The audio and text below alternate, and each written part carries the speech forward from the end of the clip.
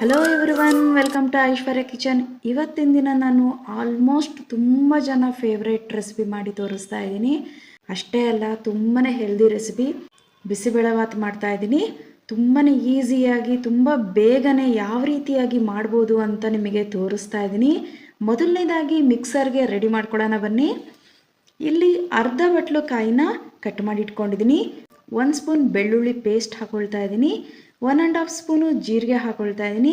ಇದಕ್ಕೆ ಸ್ವಲ್ಪ ನೀರು ಹಾಕ್ಕೊಂಡು ಮಿಕ್ಸರ್ ಮಾಡ್ಕೋಬೇಕು. ನೋಡಿ, ಇಷ್ಟು ಫೈನಾಗಿ ಮಿಕ್ಸರ್ ಮಾಡ್ಕೊಂಡ್ರೆ ಸಾಕು.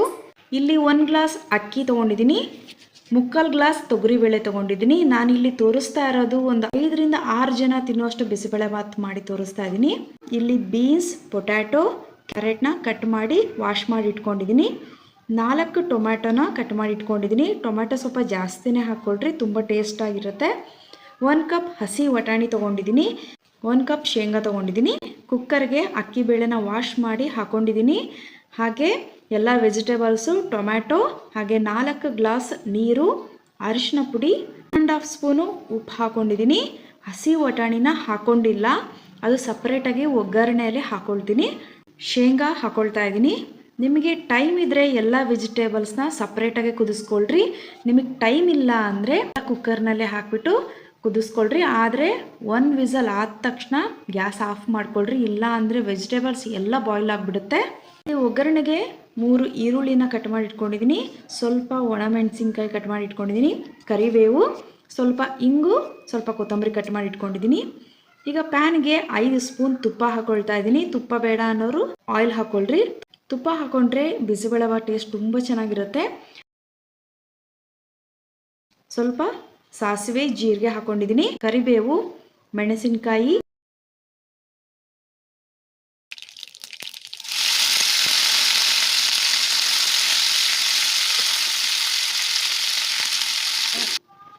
ಇಂಗು ಹಾಕೊಳ್ತಾ ಇದ್ದೀನಿ. ಇಂಗು ಸ್ವಲ್ಪ ಜಾಸ್ತಿ ಹಾಕೊಳ್ರಿ, ಟೇಸ್ಟ್ ಚೆನ್ನಾಗಿರುತ್ತೆ.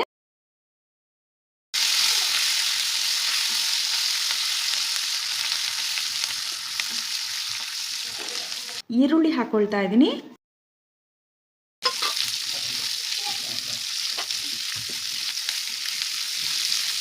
ಹಾಫ್ ಸ್ಪೂನು ಉಪ್ಪು ಹಾಕೊಳ್ತಾ ಇದ್ದೀನಿ. ಚೆನ್ನಾಗಿ ಫ್ರೈ ಆಗಬೇಕು. ಈಗ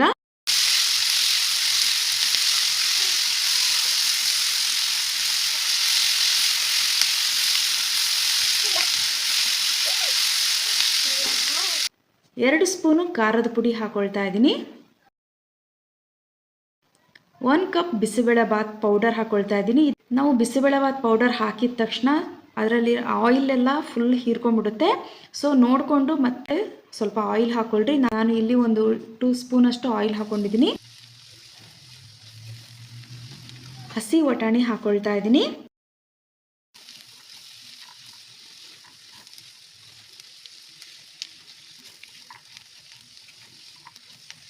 ಮಿಕ್ಸರ್ ಮಾಡಿದ ಕಾಯಿ ಹಾಕೊಳ್ತಾ ಇದ್ದೀನಿ.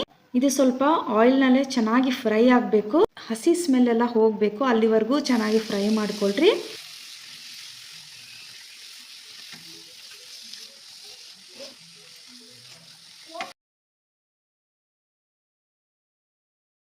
ಸ್ವಲ್ಪ ನೀರು ಹಾಕೊಳ್ತಾ ಇದ್ದೀನಿ.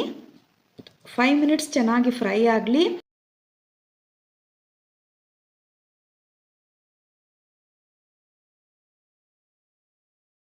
ನೋಡಿ, ಈಗ ಆಯಿಲ್ ಎಲ್ಲ ಮೇಲೆ ಬಂದಿದೆ, ಮಸಾಲೆ ಎಲ್ಲ ರೆಡಿ ಆಯಿತು. ಗ್ಯಾಸ್ ಆಫ್ ಮಾಡ್ಕೊಳ್ತಾ ಇದ್ದೀನಿ. ಈಗ ಕುಕ್ಕರ್ ವಿಸಲ್ ಹೋಗಿದೆ. ಅನ್ನ ಎಲ್ಲ ಇನ್ನೊಂದು ಪಾತ್ರೆಯಲ್ಲಿ ಹಾಕೊಳ್ತಾ ಇದ್ದೀನಿ. ಮಾಡಿರೋ ಮಸಾಲೆನ ಹಾಕೊಳ್ತಾ ಇದ್ದೀನಿ. ಇದೇ ಪ್ಯಾನಿಗೆ ಸ್ವಲ್ಪ ನೀರು ಹಾಕೊಂಡು ಕೂಡ ಹಾಕೊಳ್ತಾ ಇದ್ದೀನಿ.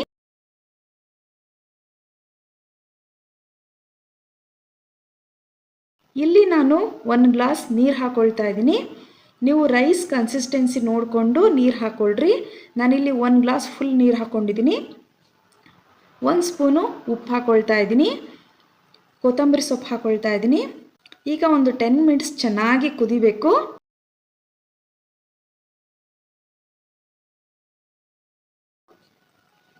ನೋಡಿ, ಈಗ ಬಿಸಿಬೇಳೆಭಾತ್ ರೆಡಿ ಆಯಿತು. ನೋಡಿ, ಎಷ್ಟು ಟೇಸ್ಟಿಯಾಗಿರೋ ಬಿಸಿಬೇಳೆಭಾತು, ಎಷ್ಟು ಈಸಿಯಾಗಿ ಬೇಗನೆ ನಾವು ಮಾಡ್ಕೋಬೋದು ಅಂತ.